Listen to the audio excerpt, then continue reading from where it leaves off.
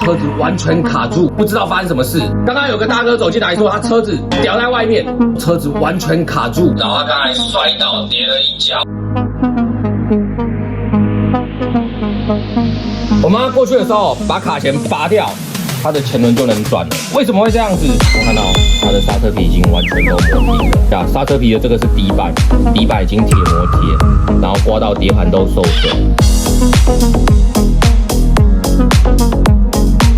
你们觉得这样的安全性顾虑重不重要？刹车的健检、刹车皮、前的舵洞、碟盘、刹车油，这些都是我们该健检的项目。